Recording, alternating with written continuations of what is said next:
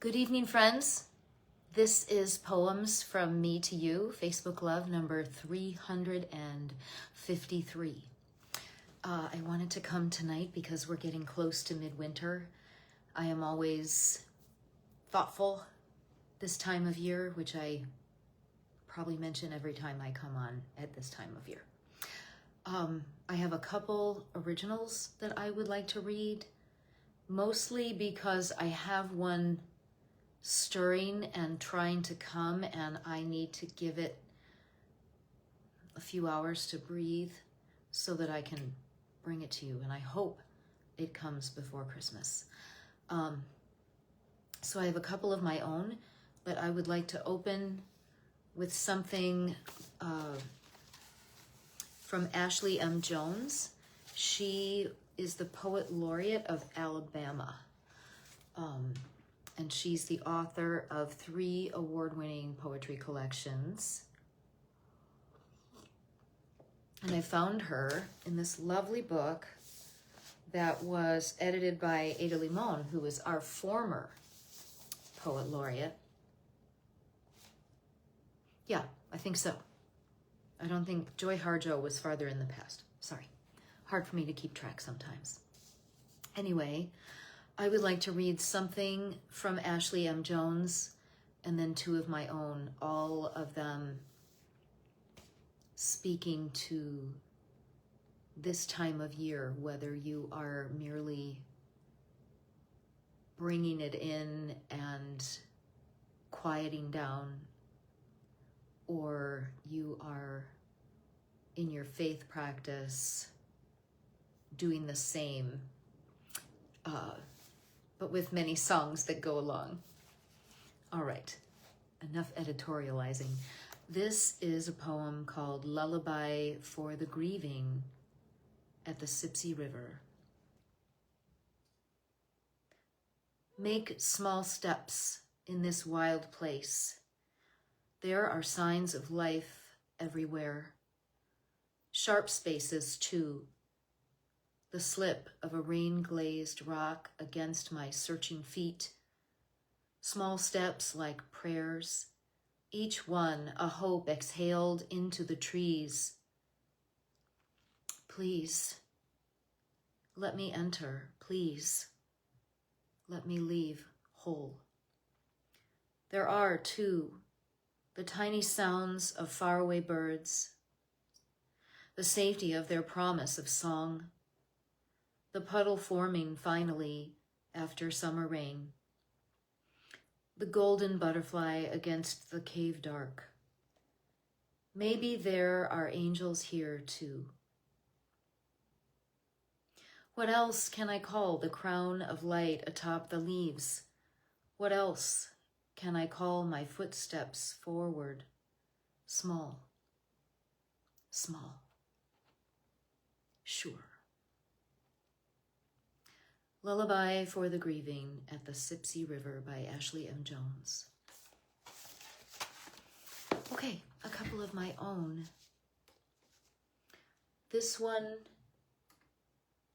is from 2017. It's a little bit old. It's titled Waiting. The day's light lessens as solstice comes. Walls draw closer when cold drives us indoors. Candles are called for, quilts and sweaters. The cat seeks a lap. I celebrate Advent as well as Christmas, waiting for Emmanuel, reminded again, God with us is no common miracle. The story, though, is of common folk, the low and strange, first to greet an unhomed child in a cramped, smelly place. I crave solace, quietude to ponder how much is given, and then to accept it. Waiting, an original from 2017. I think one of the gifts of Christmas is learning to accept things beyond your expectations, learning to see glory wherever it is. I'll never forget at a certain age when I found out that shepherds were the dirtiest, least welcome people in their culture at the time that they were the first to visit the babe in the manger. I had never thought of that. That the story was that the glory of this beautiful child was first witnessed by shepherds, dirty, probably coarse in their language and their behavior, and yet they saw that star and they had to see what might be there. This is a piece I wrote in 2019 on Christmas Eve. I'm not sure if it's a poem. It's a poem in spirit. My heart wasn't welcoming Christmas this year. Thanksgiving arrived, a flurry of cooking and driving and dread.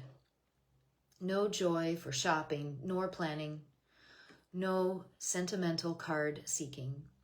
Each morning I felt pulled, prodded to list, then check off tasks. Favorite CDs stayed in the cabinet. I postponed putting up the tree until I surrendered, shamefaced about my lack of enthusiasm. I found James Taylor's Christmas CD and sang along the entire way through. A small lift as In the Bleak Midwinter finished, its tender message about our meager offering to him. There I was, inside the story, standing alone, feeling unworthy of a child born to show us what love looks like. A little moment, some easing in my cranky spirit. The parish Advent devotions landed in my bag on day one. I read before bed, doubting it would help. Minutes later, tears spilled, surprised by the writer's candor. Fears for our world and its creatures, our land and water, echoed my malaise, our responsibility to be hope in action. I've been burdened with anxiety that our very home is under unbearable threat. Where is joy in that? Each day's message coaxed and pried until I'm blooming with hope, reminded of our strengths and abilities. All seasons bring terrible calamity, false leaders who would destroy the good earth and all who dwell in it. In our long history, we are not at all alone. And so, I sing, I dance, I cook, and yes, gift those I treasure and send aid to those caring for children in cages and those repairing our land and seas. I help fund those struggling to survive. And my heart ponders the arrival of an unexpected, unremarkable child to a mother scarcely old enough to bear it. This child who has illustrated our relationship to our Maker and to one another. I'm cracked open and feeling vulnerable, prone to weeping, throat aching. I breathe in to deliver these words. Once in Royal David's city. Happy Christmas, truly. If you're having a hard time feeling these holidays as they, quote, ought to be, there is none. There's no ought to be. I'm never going to be 7 or 10 or 17 or even 35 again. I'm never gonna feel the way I felt before. I'm only gonna keep moving forward and feeling and feeling. So wherever you are and whoever you are, I hope this is a balm. Be well. This is Poems from Me to You, number 353, and I'll see you again.